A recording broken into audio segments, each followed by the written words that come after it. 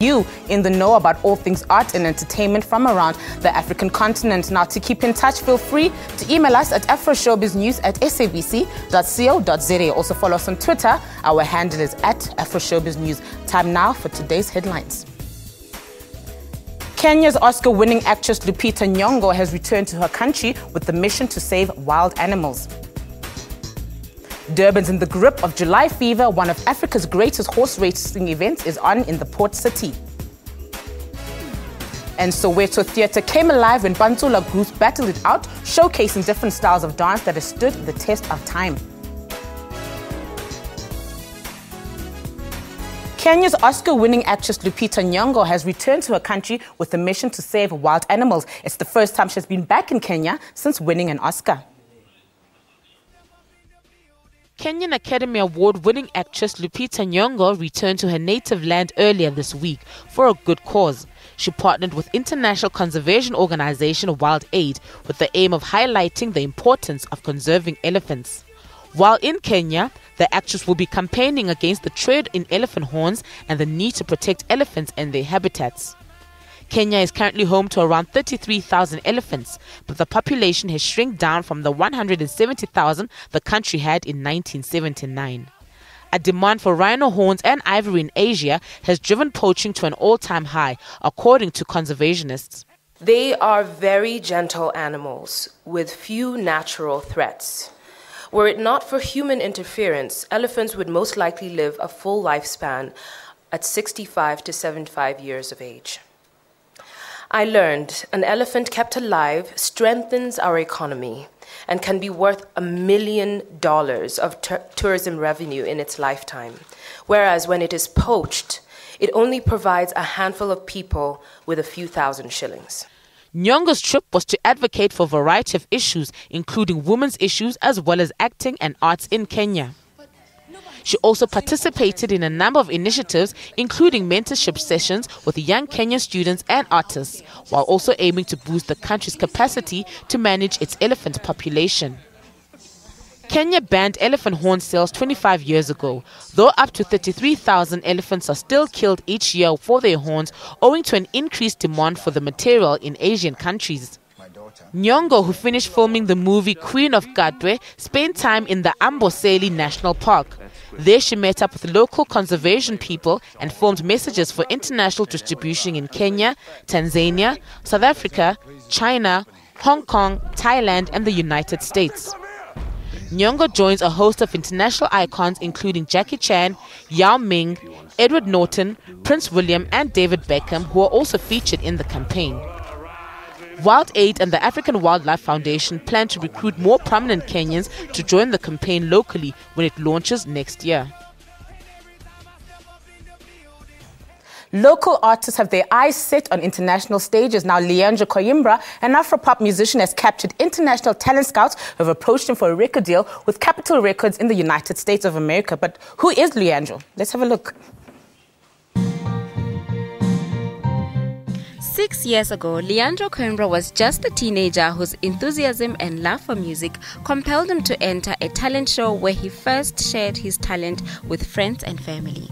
That was a real eye-opener for me. I got to see, the rest of the world's talent, because up till then, I was just competing and performing with local singers, and the standard between here and everybody else is quite different. You need to sort of have that exposure and that experience, singing with other kids.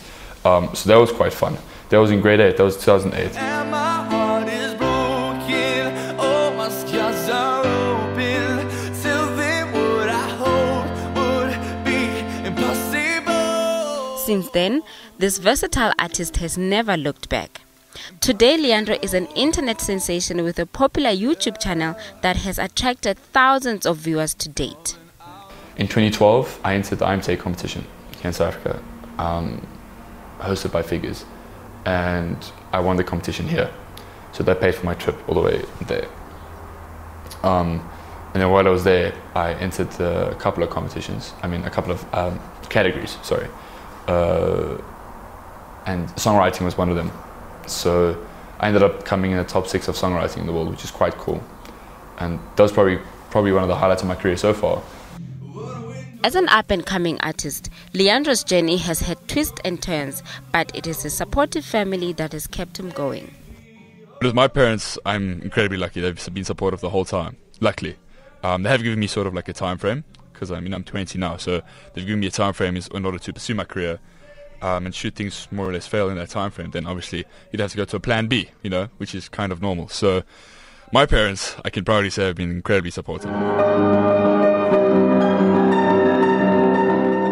Indeed, hard work does pay off. Leandro has managed to share stages with South Africa's finest musician at the 2013 Joy of Jazz.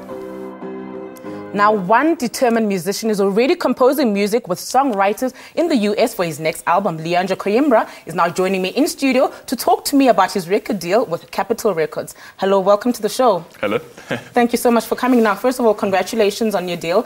But just take us through, what was the first step you took when, signing off this deal with an international record label? Well, it was kind of complicated at first. I mean, there's so many rules and regulations and, clauses and, all sorts of things that, come into play when you're signing a contract. So whenever you approach something of that magnitude, you really have to be, incredibly cautious and tiptoe to, it's essentially bargaining with what you want and with what they want. So, yeah, it's essentially what you have to do. Now, Leandro, I see that the music videos that you make, a lot of them are uploaded on YouTube. How has that maybe, contributed to that, or maybe the public getting to know who Leandro is? Well, to be honest, I think because of the way social media has panned out, in recent times, it's a lot easier to share stuff on the internet and for the whole world to see. So, with that being said, it was great. It's a great platform to share with the world what you do. So, with my music videos, you didn't have to be famous in order for people to see what you do. So that's one thing. When I presented myself to labels and the big people in the US, it's one of the facets that I used to promote myself and show them what I'm capable of, what I'm producing here. Locally. All right, now take us through your next album. What can we expect? What is on there? It's a tough question. I'll tell you why. Well, sort of because we're still trying to find about 4 songs that we can clearly say, okay, this is incredible radio potential or commercial, value. So that's more or less what the path that we're on right now. So in terms of producing the album, it's usually look at about 4 songs on the album that really get you out there and make the album successful. So. I think from what you can expect from the next album, it's definitely, I'm trying to go for a unique sound, something pop, something soul. Yeah. Now, as we saw, in the insert that we just watched right now, your family plays a very important role, in terms of building you as a musician. How does that maybe contribute to your art? My family's everything. I've been incredibly fortunate. They've supported me through everything. They've never put pressure on me once, which is great, So, I mean, my dad always said to me, some things in life are big risk, big reward. And this is one of those things. So, with my family, they've just been there the whole time. They've never really put pressure. Obviously, you have a time frame, like in all things in life. Yeah. But with regards to my career, it's just, they've been so supportive all the way. Now, you know what? You've probably now opened eyes to many other musicians who would like to also be, internationally recognized. What would you then maybe say to them, in order for them to get to your level or even better? Even better. Yeah. Persistence. I think persistence is the big key. If you're not persistent and you're constantly, sort of half measures, you need to either dive in or don't do it at all. You need to give it your all or don't. You always have to be persistent, focused. It's an incredibly tough industry. I tell everybody this, and it's. I don't think it's for everyone. Not in terms of talent, but in terms of actual mental power and willpower. Discipline as well. Yeah, exactly. Yeah. So. Now, let's go back to your music. Who have you maybe worked with, collaborated with, and who would you maybe like to work with in the near future? Sure. I've been fortunate to collaborate with a lot of people so far. But until we actually finalize everything, you don't really work with the bigger stars yet. It's sort of a ladder you have to climb. But as for now, I've been working with a guy from the States. I think he's in Nashville. His name's Lauren Israel. He's responsible for building and constructing bands like Neon Trees, Jimmy Eats World, and Hey There Delilah by the Plain White T's. He's responsible for all those hits. So I've had the pleasure of working with him, and it's been quite a fruitful journey so far. All right, congratulations once again, Leandro. Thank you so much. Thank you so much for coming, and all the best with your future endeavors. Thank you. You're most welcome. Now let's go for a quick ad break, but do stay tuned for more.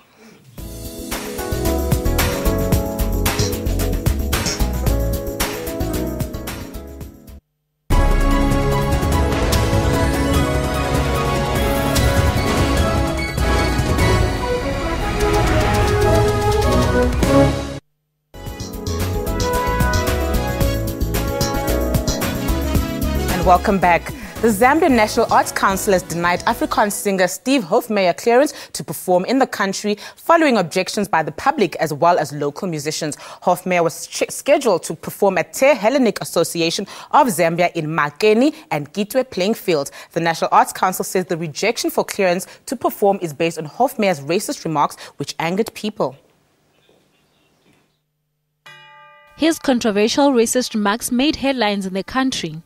And judging by the Zambian National Arts Council's decision not to grant Hofmeyer performance clearance, it's clear that Zambians were also not impressed by his remarks. Hofmeyer was scheduled to perform in Makeni and Kitwe, but the National Arts Council of Zambia refused to give him clearance to perform. The ANC's director Adrian Manga says they received a number of objections and decided not to give the Afrikaans singer clearance. Manga says it is within the provisions of the National Arts Council Statutory Instrument Number 129 of 1995, Section 29 to 31, basing the rejection on his remarks which angered people. The council says it cannot guarantee the musician's safety. Organizers in Zambia are considering getting another musician whom they believe will be among the many positive-thinking musicians. Last year, the Matsikana municipality in Cape Town had also requested that Hofmeyer be dropped from performing at the Namakwa Festival. The festival attracts around 80,000 people to celebrate this event with other well-known South African artists every year.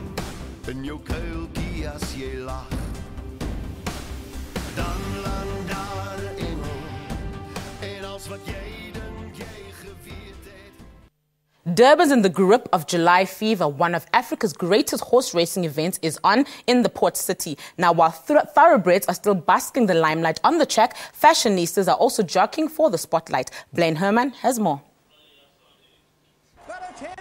The Durban July spans 3 centuries, featuring South Africa's best thoroughbreds, jockeys and trainers.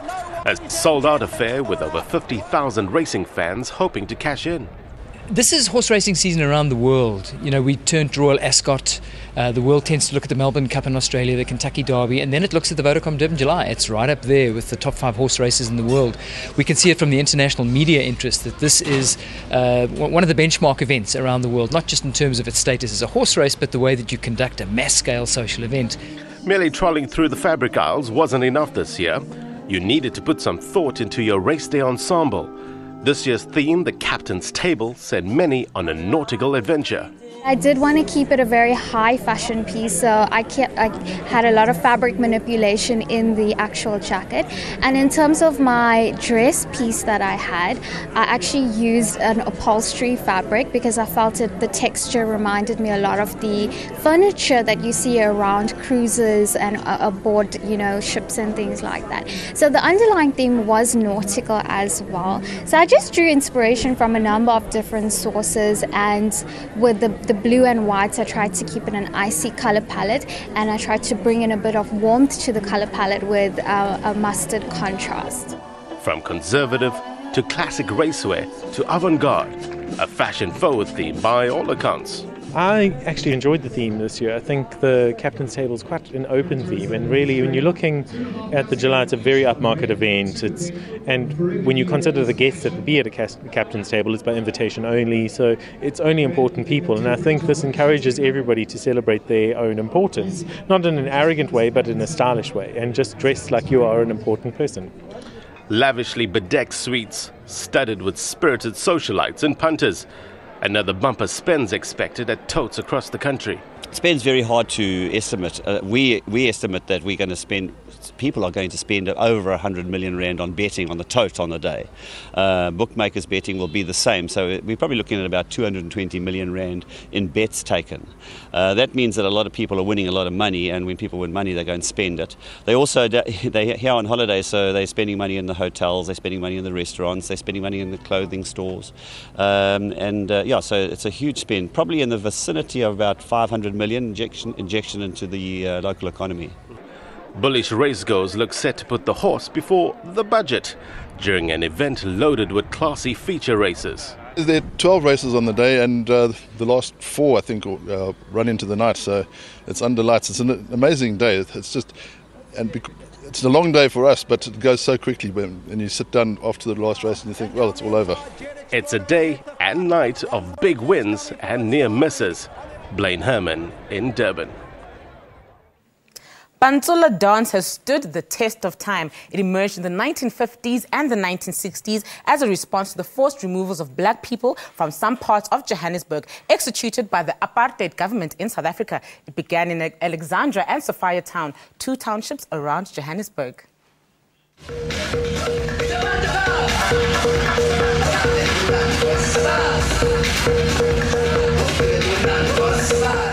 A dance genre that has stood the test of time.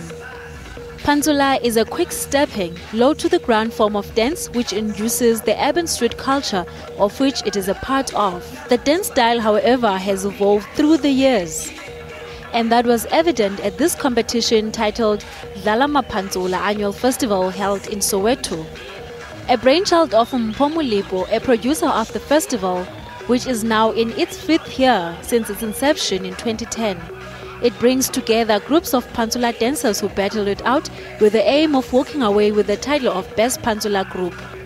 But what is the festival really all about? Mapantsula Festival started as an initiative to try and make sure that as part of the new dispensation and a new South Africa, we make sure that we take heed in relation to our heritage.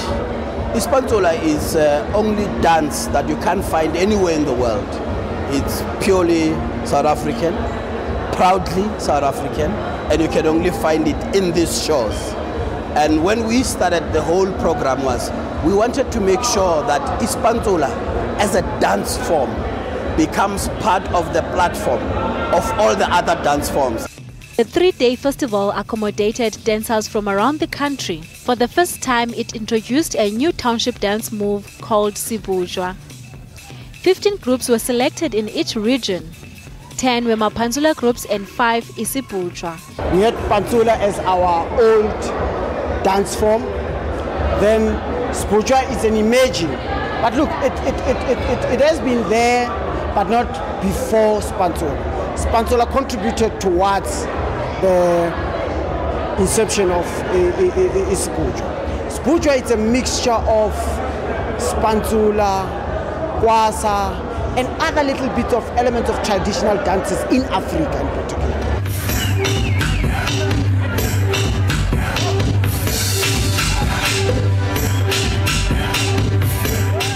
The festival paid tribute to Prince Pringle Mofokeng, who lost his fight to blood cancer last month. Mofokeng was the legend dancer of Pantsula dance.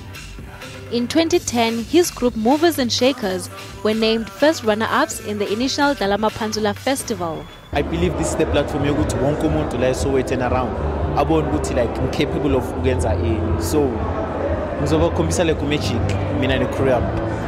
The prize money of the dance competition was a whopping 30,000 rand. First runner-ups walked away with 10,000 rand, while second runner-ups took home 5,000 rand. This group, going by the name Isibujwa, took home 15,000 rand. Pantsula dance continues to serve as an expression of cultural roots for many black South Africans. It also gained popularity in the white community of South Africa and has begun to take on new meanings as a dance form for all.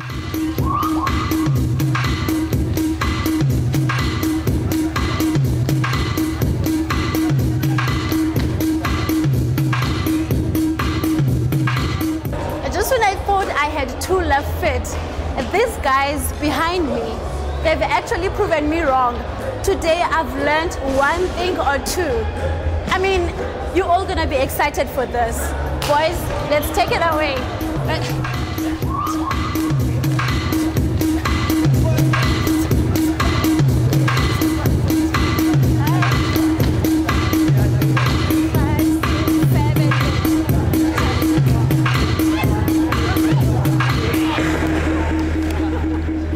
It was fun. I'm Olatima Bovola reporting from Soweto Theatre. Great insight indeed. You are still watching Afroshowbiz News. Now, if you have missed any of our shows, be sure to catch them on our YouTube channel by simply searching for Afroshowbiz News. Time now for another ad break. Stay tuned.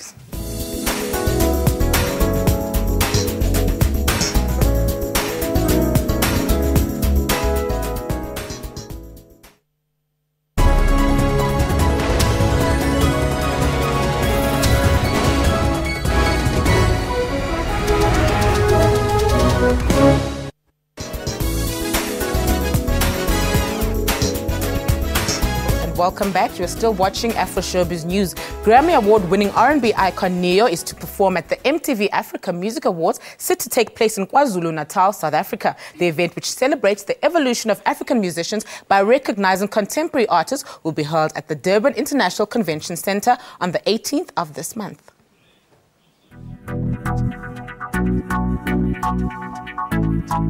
I'm coming with you. Finally, he will be performing in Durban for the very first time. Multiple platinum singles, 4 hit albums, and 3 Grammy Awards later, Neo is ready to share his latest work with the world. The R&B icon will perform songs from his 6th studio album, Nonfiction. The singer-songwriter expressed his excitement about the first ever performance in the South African city. Girl, I'm watching you, loving the way you controlling the scene. Sexy attitude, talk like you walking your walk is so mean. Since smashing onto the top spot of the Billboard Hot 200 chart back in 2006 with his single So Sick, Neo has spent the last 9 years churning out hit after hit, not only as a performer, but as a songwriter for megastar peers Beyonce, Rihanna, and the late Michael Jackson, but to name a few.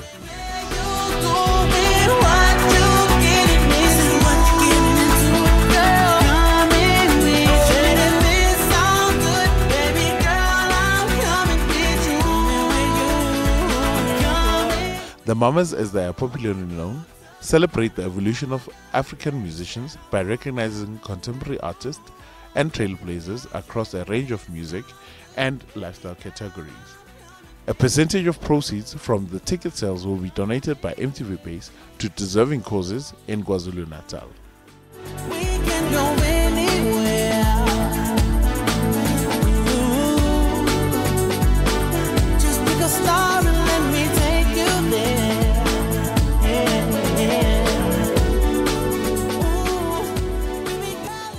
The Kora All Africa Music Awards have officially opened for entries from musicians from across the African continent and the diaspora. The awards will celebrate excellence in music in Africa. They are set to take place in December in Namibia.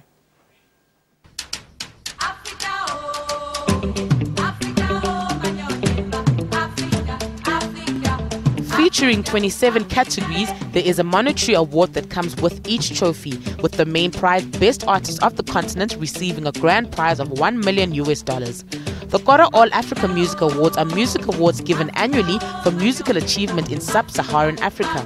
Founded in 1994, they are often compared to the American Grammy Awards. The award is named after the kora, an important West African instrument.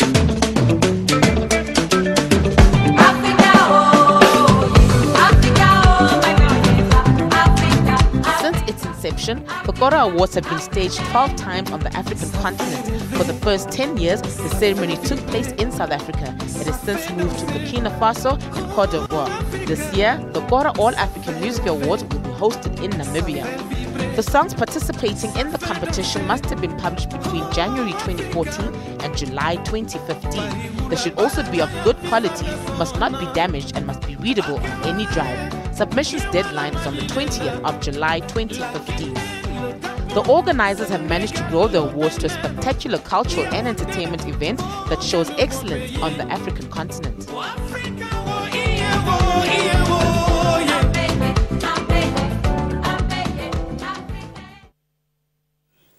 He is fast becoming a household name with his colorful spoken word performances. Zawande Bengwe has taken slam poetry to a whole new level with hard-hitting messages on social issues. Now, he's here today to play us out, but first up, we're going to have a quick chat just to find out what he's all about. Zawande, welcome to the show. Thank you so much for coming. Thank you for having me. You're most welcome. So what is it that draws you to poetry? I suppose it's I think how I got into it was the love for writing, first of all, and then I think because I studied drama, then it's the performance, the opportunity to perform as well. Now let's chat about your poem specifically. What inspires the actual writing? What do you write about mostly? I write mostly, I think I found myself in the past 2 years writing a lot about, somber topics. So I write mostly about sadness and questioning myself as an artist, whether am I valid, am I valued in art. But then again, I write a lot about social issues. I write about, for instance, I'll be performing a rape piece today. I write about HIV, I write about politics. Yeah.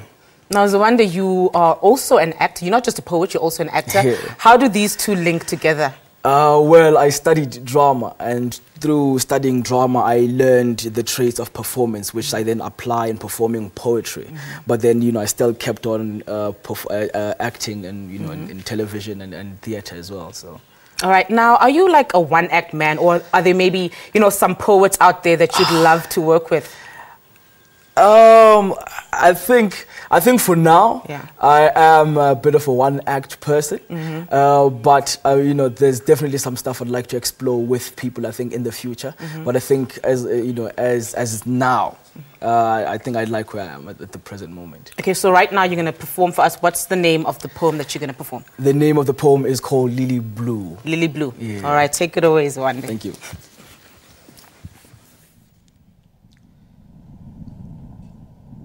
My daughter's name was Lily. And even though she was just 6 years old, I still thought she was too old to still be in preschool. I mean, she was a smart girl. I was too busy wallowing in the business of a man who found comfort in his mistress.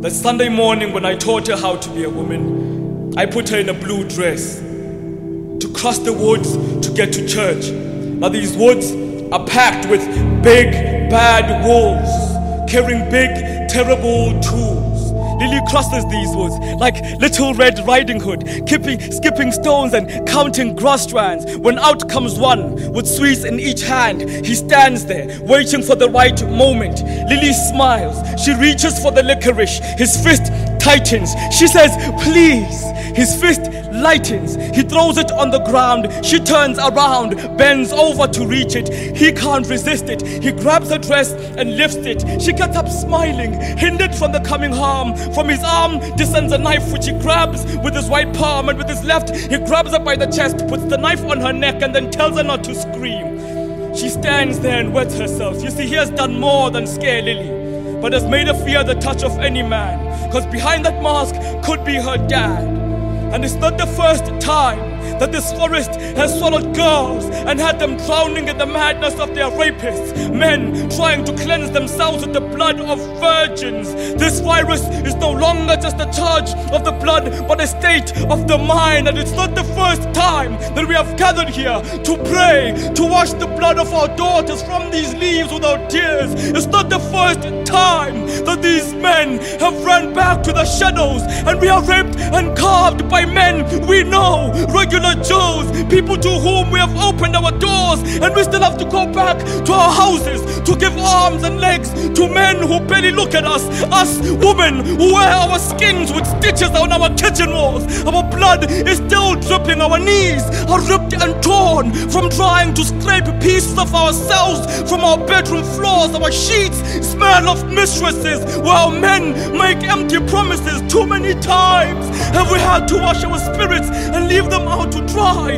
only to lose pieces of it to judgmental eyes. We are trapped in marriages that comfort us with violence, and we still have to watch our daughters turn to scraps by men who autograph their skins with scars. Marks that scream, he has been here, he has been here, he has been here, he has been everywhere.